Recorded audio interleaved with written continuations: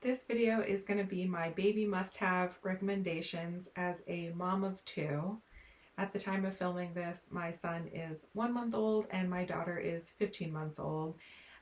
The reason I wanted to make this video is because one of my friends got pregnant. I was giving her baby gear advice and I thought, you know, while it's top of mind, why don't I film this? And in case any of my friends get pregnant or if it can help anyone else, I'll put it out there. So these are just suggestions. Every person's different, every baby's different, so take it with a grain of salt, and you know, not everything's going to work for you. So thanks for tuning in. Okay, so the biggest things that I have the most to say about are the car seat and the stroller.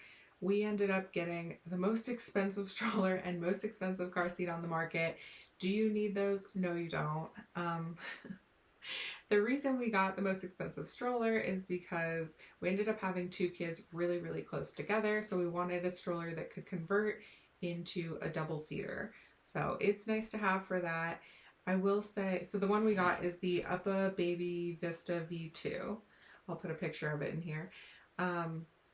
It's really great. It's really durable. I feel like I can take it on Colorado sidewalks and not worry if there's like ice or rocks or anything. The wheels are huge. It's super sturdy. Yeah, there's nowhere I can't walk with this thing. The downside of it is it's really clunky. It's really large. It's, you know, heavy if I want to break it down and put it into the car, but it is nice to have the functionality of putting a bassinet on it. I can, you know, put the baby directly in there. I can put both kids in there. So that's the reason we got it. I don't think everyone needs such an expensive stroller. I would actually recommend going somewhere where you can try them out. Maybe like Bye Baby, or if your Nordstrom has like a baby section that has the strollers. That way you can push them, feel them, see them, you know, practice taking them down, see if that would fit in your trunk. Think about that. Think about your daily life, like what you'll be doing with it.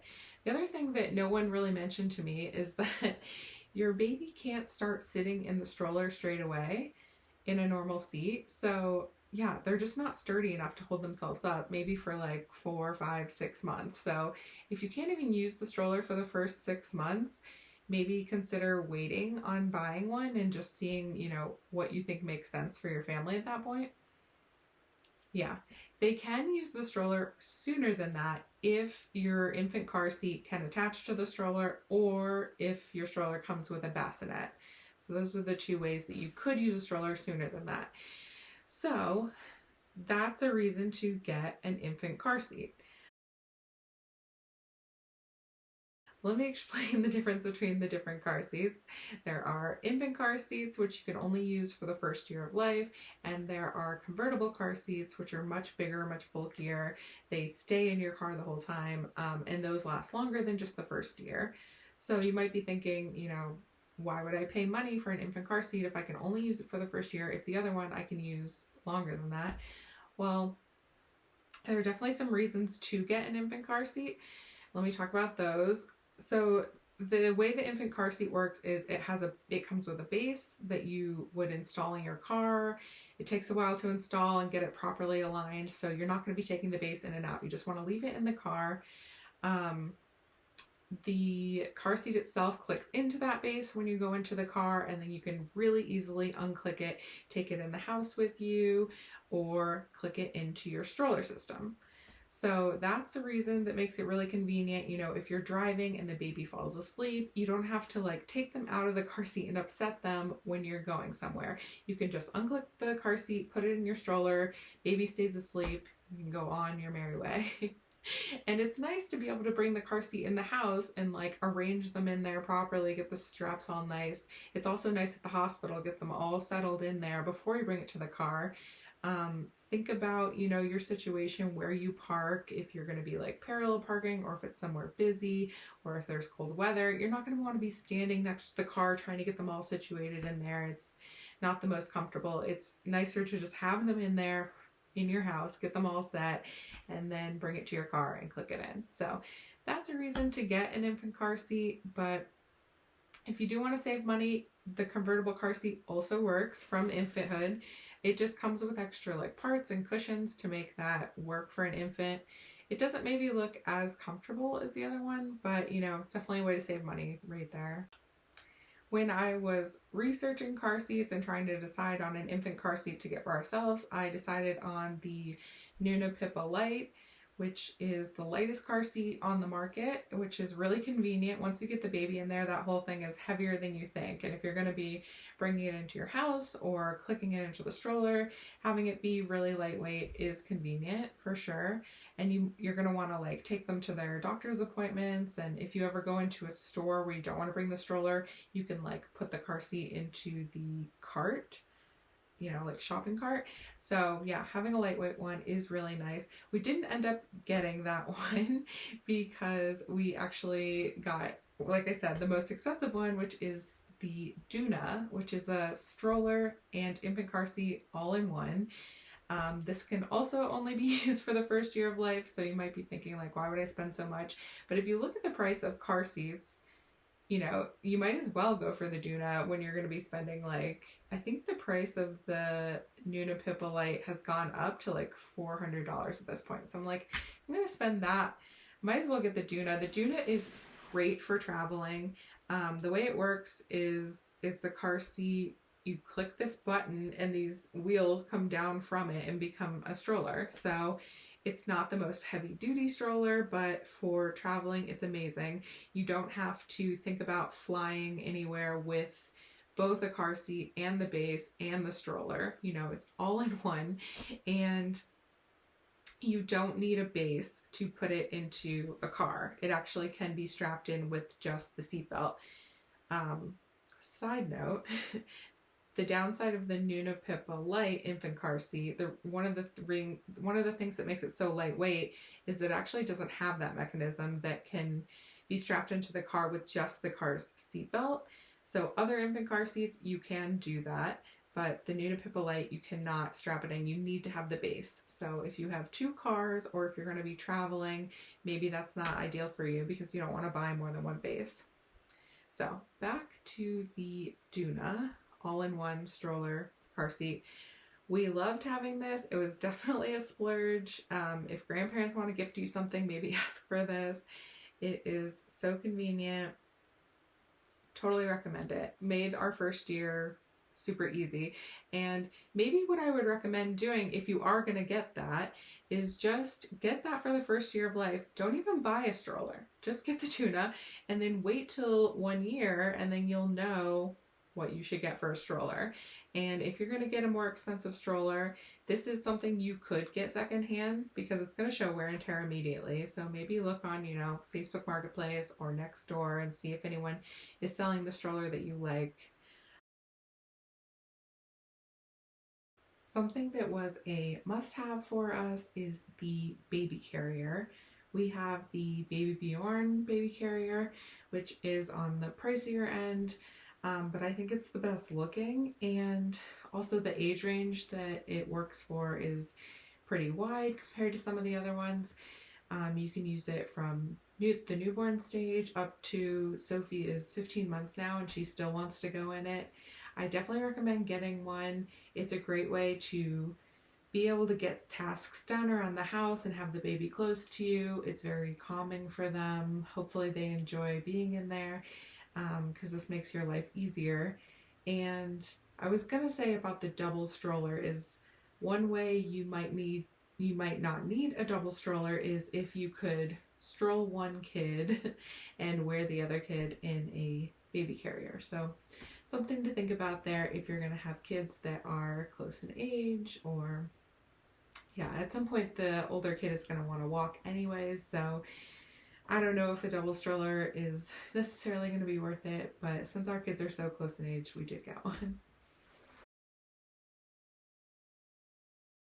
You're going to want to get a bassinet for your room so the baby can be nearby you at night. I wouldn't spend a ton of money on this because they're only going to use it for the first few months of age. So I don't recommend getting like the Snoo, really expensive one that rocks your baby to sleep or anything. I don't think it's worth it in my opinion. We got the Guava Lotus travel system, which is just like, it has a bassinet, but it converts into a playpen for traveling. And yeah, I mean, that is convenient for sure, but I don't think I would get that again if I could go back, because I don't like how bulky the guava lotus is, and I don't think the mattress actually seems that comfortable for them. So yeah, I would just get like a basic bassinet, no frills, that can be near our bed, and yeah, you're not going to use it that long. We also have a bassinet on our main floor, which I like having two bassinets. It's really convenient because I spend a lot of my time on the main floor anyways. I'm in the living room or the kitchen, so it's just nice to have them nearby. And we have a Moses basket for our main floor. I really like the Moses basket. The mattress seems way more comfortable, and I feel like it's kind of cute compared to a lot of baby gear. So I think if I could go back, I would just get the Moses basket, and I would get a stand for it and put that next to our bed, and then I would just bring it down with me every day and, I don't know, put it on our coffee table. That way I can just have one thing, I can use it in both places. Yeah, but whatever bassinet you choose, I would make sure you get multiple sheets for it, because they're going to spit up and have accidents, so you're going to be changing that out quite often. Okay, so let's talk about baby containers. These are definitely things you could get by without, but I like having different places to put them down throughout the day other than just the bassinet. That way they can like look at different stuff, they won't get bored as easily, and some of them are elevated, so if you put them in there after a bottle, they're not as likely to spit up. The two that I have that I really like are the Baby Bjorn Bouncer and the Fisher-Price Swing. So the bouncer is kind of expensive for a bouncer. You could get a different brand bouncer. It doesn't do anything special. It doesn't like vibrate or have music or anything. It's just a bouncer, but you can change the tilt of it. So as they get older, you can have it more tilted. And you can get an attachment that has little toys on it for when they're a little bit older, so they have something to interact with. But yeah, I like to just trade up where I put him down. So I'll either put him in the bassinet, I'll put him in the bouncer, or I'll put him in the swing. The swing is really great. It does take up a lot of space in your house, so if you have a smaller place, you might not go for the swing, but it has some little things that rotate they can look at. It has some music, it has different swinging options, so this is nice to just calm them down. It actually can like rock them to sleep, which is nice. So yeah, just different places to put your baby down. I just wanted to quickly add on top of that the bouncer and the swing were something that we used for about 6 or 7 months until she was able to sit up on her own, and then she wouldn't, you know, want to go in there as much. So you might think, why should I buy something if they're only going to use it for 6 months? But we did use it every single day, multiple times a day. So for us, it was definitely worth it to spend money on those things. The other thing that you can get that isn't a container, but is somewhere you can put them down, is a tummy time mat. So we had the Fisher-Price one with Sophie, which was great. With Wes, we actually splurged and got the Lovevery Play mat. And these are just places that they can lay on their tummy. They can have little distractions, whether it's like a mirror or a light up piano or just different colors and shapes for them to look at.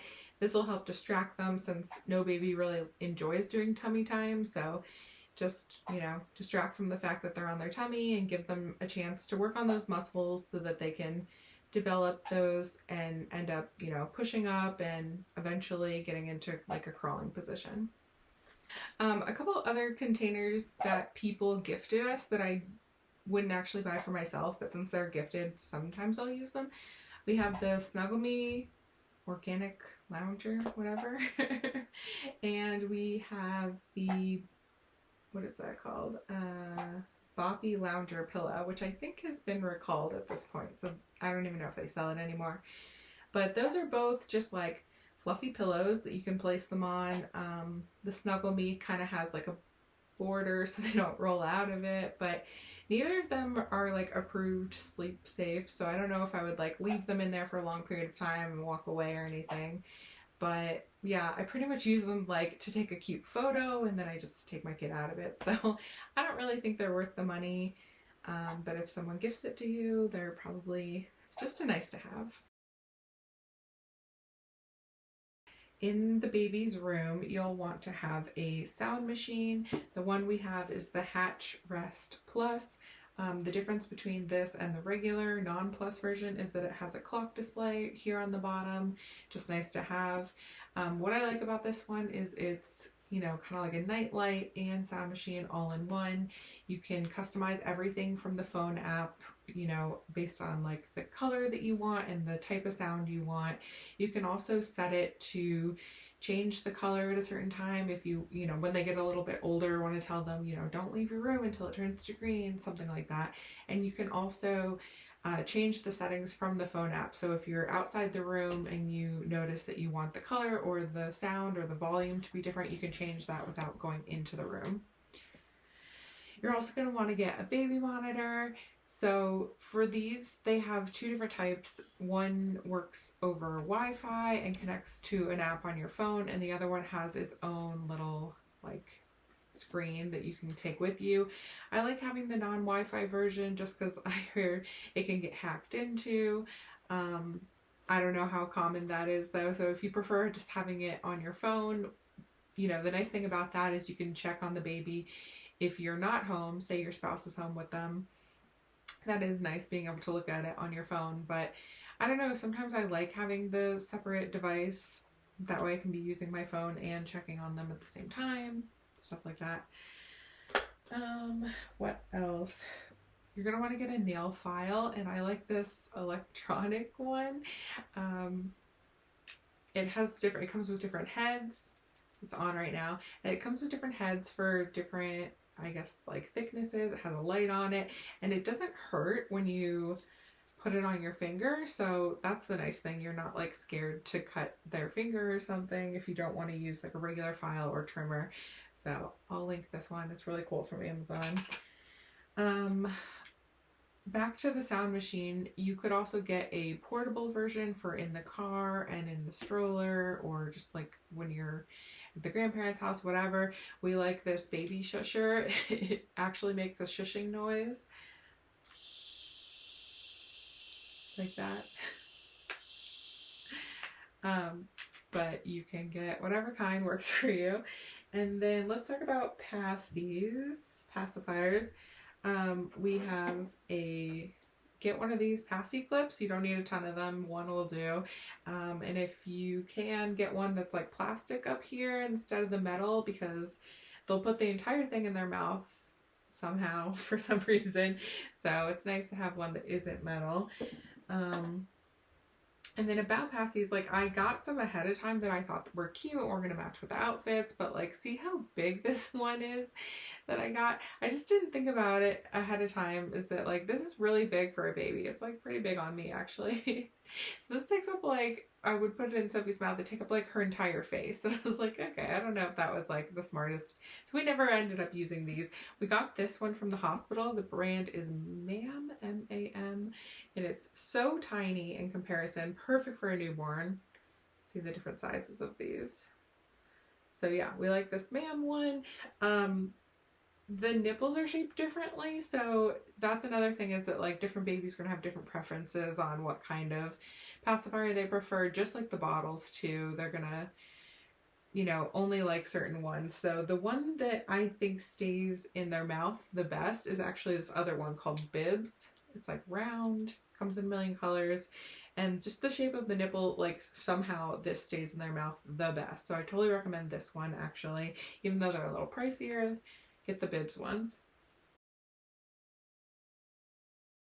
Okay, in terms of bath time or things like that, hygiene, this is the bathtub we have.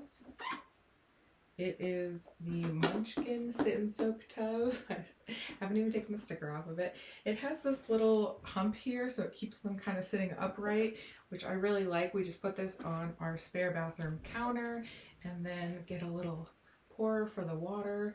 Totally recommend getting both of those from the start. You'll probably need to have someone hold the baby's head up for the first probably 4 weeks, but then you can kind of, they'll be a little more sturdy and you can bathe them without it being like a two-man job after that. In terms of products, we love Tubby Todd. I have the all over ointment. I know they sell shampoo and conditioner, but they're like definitely more expensive than just whatever you can get at Target. So probably not worth it, but I do recommend that ointment. And this is the Dream Cream in case your baby has really dry skin. We need this in Denver. For diaper cream, this is the go-to. Get the purple Destin, believe me. For diapers, we strictly use Pampers, Swaddlers. They're the best. They're great. And then for wipes, just get whatever is cheap. You'll find what you prefer. Like there's like the water wipes, and they're really wet, but they don't have any like texture. They don't really like grip the poo as well. I feel like some of them that do have the texture, they make it a little bit easier and quicker, but you'll find what you prefer really quickly. Other stuff I would get, this brand Frida Baby. This is like a little booger pick. Totally recommend this guy. You know, if they have a booger you can see, you can kind of just like scoop it out. They also have the nose sucker, which you can like put in there. There's like a straw and you can suck the boogers, but now they have one that's electronic, so it'll like do the sucking for you. You don't have to bother with the straw. So I would try that one actually. So get both of those.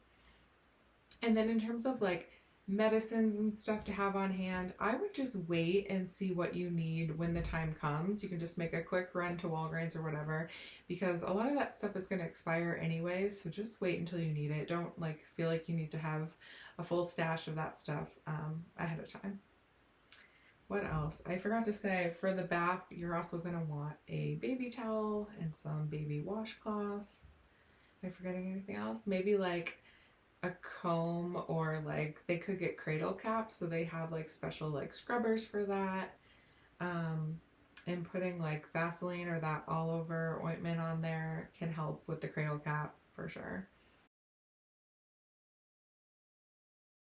About feeding, let's talk about if you're going to do formula feeding, the things you'll need, versus if you're going to breastfeed, the things that you'll need, based on what my friends have said, since I didn't breastfeed. So I'm just going to read through this quickly because, you know, it's going to depend on the person, obviously. So if you are formula feeding, the things you're going to need are bottles. Every baby's going to have a preference on a different bottle or different nipple shape, so you might want to try some different ones and just not commit to one before the baby's here. We like the Dr. Brown's ones, which is a pain because they have the most parts in them, so it's a pain for washing, but they just work the best, and they, you know, like aerate the best so that the baby has, you know, as little gas as possible. I would get about 8 bottles once you know the type that you want. That way you always have some, you're not washing them all the time. And then they come with a size 1 nipple, and then you'll upgrade at some point when they need to start drinking faster. They sell different size nipples that have a bigger hole in them. So, you know, you won't need to change that for a couple months. So there are 2 different forms of formula. You can get liquid or ready to feed formula, or you can get powder formula. We used the liquid version just because it's what they sent us home with from the hospital. That's what we used at the hospital, and it was just easier on those long nights in the first couple months. So we used that for the first 2 months, and then we switched to powder formula. So what you're going to need for liquid formula is, we would buy it in, you know, jugs, and once you pour the bottle from the jug, we would store the rest of the jug in the fridge. So once it's cold, you know, you need a bottle warmer to warm the bottle up, or you could boil water and warm it up that way. But we really liked the bottle warmer. It only took a couple minutes to warm the bottle up. Used that all the time, every single day. And then once we switched to powder formula, we actually got a formula mixer, which we got the Baby Brezza Pro. It's just this machine that sits on your counter. It looks like a little Keurig machine, and it mixes the formula with water. It makes it the right temperature that you need. It mixes the exact amount that you need. So that is really great. Definitely recommend it. The only downside with that is I think every 4 bottles you had to take some of the parts off and clean them. So that is a little bit of a pain, but the bottle would be ready instantly. Just one push of a button there. The other thing you'll need for formula feeding is a way to sterilize your bottles. So You can put them in the dishwasher, but we don't run our dishwasher that often, so what we got was a steam sterilized tray for the microwave. So you could put 4 dirty bottles in there with some water, pop it in the microwave, and yeah, that's what we did. And if you are gonna breastfeed, the things that I think you'll need are obviously the pump, milk storage bags for the freezer, a haka to catch any overflow milk, nipple cream, maybe a nipple shield, nursing bras or tops, and a breastfeeding pillow just to make it more comfortable when you are breastfeeding to put the baby on that. In terms of diaper changing, we did get a diaper changing pad that goes on the dresser in the baby's room, which is a very popular thing to do now, as opposed to getting like a baby changing station. The one we got is the Hatch baby changing pad. I like this one because it's also a scale, so you can weigh the baby. This is especially important if you are breastfeeding. You'll want to weigh the baby to make sure they're getting the right amount of milk in the first couple of months. So it's nice to have that scale. With Sophie, we had the Hatch changing station on top of her dresser in her room, so we'd use that when we were upstairs for changing her diaper. And then we had a diaper changing station on our main floor, which is just this plain one from Amazon. It's not very cute. I'm sure there's a lot cuter diaper changing stations that you can get that are like wooden and more aesthetically pleasing. But let me tell you, the pro of this one is the height of it. Once you're in it and you're changing diapers all the time, maybe you have like a pack and play that has like a diaper changing station on top of it. None of those are going to be tall enough for you not to have back pain when you're bending over it changing the baby all the time. So trust me on this. Having a really tall diaper changing station is amazing. We love it. So that's why we'll go with the one that's not as cute. And for Wes, we only change his diaper on that station on our main floor. Even if it's the middle of the night, I'm going to bring him downstairs to get his bottle ready anyways. So we don't even use the diaper changing station in his room. Maybe we will as he gets older and he's actually like sleeping in here and spending time in here, but for now we only use that one in our main room. So I totally recommend getting that.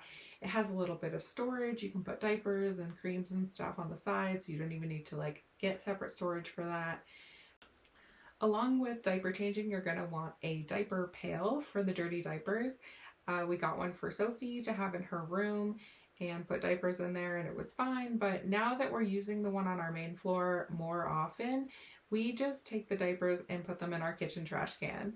Maybe that sounds weird or gross to you, but that trash can gets taken out all the time, and it's just easier not to have a separate trash can to have to worry about changing the bags on. Some of them come with special bags, and I don't know, it's just easier for us to put the diapers in the kitchen trash can. And since we're on the main floor anyway, I don't know, we don't even need the diaper pail the second time around. So maybe think about that. Think about the way your place is configured.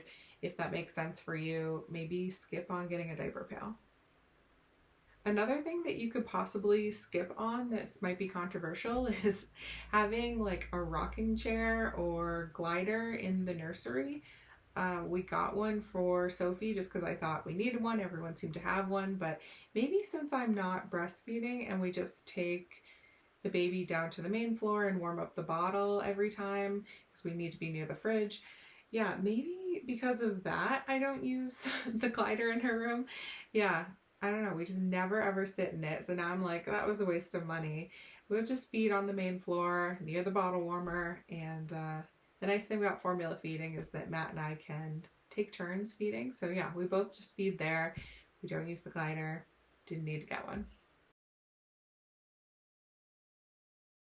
Let's talk about clothing since it's pretty top of mind for me. In general, I would say think about what season it's going to be when your baby is a certain age when you're thinking of buying clothes. I definitely didn't do this for Sophie. I just bought whatever was cute and whatever size it was available in. And, you know, let's say something was like 6 to 12 months. Well, when she was 6 to 12 months of age, it might not have been the right clothing piece for that season. So if something was like summery at the time when she was like winter age, you know, things like that. Think about that.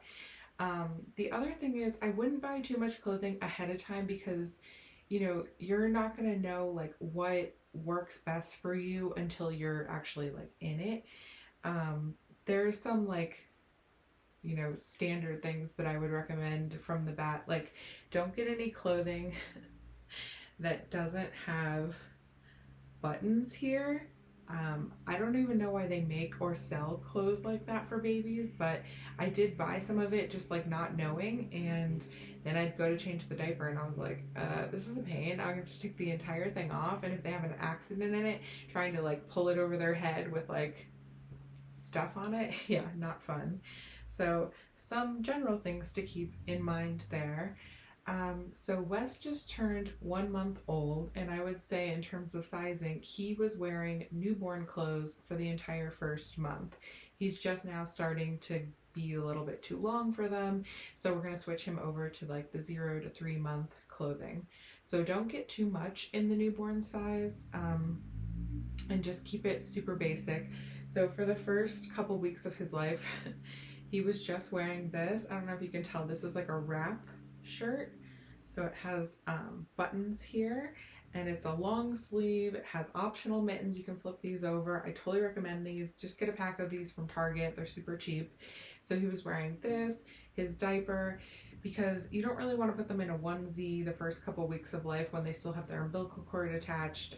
It might, you know, it might leak a little bit and get onto their clothes. So just to avoid that, these shirts are really nice. So he'd wear this, a diaper, and then he would pretty much be swaddled for the first 2 weeks because they're just sleeping so much. So for swaddles, I do recommend getting a Velcro type swaddle. This is the Halo.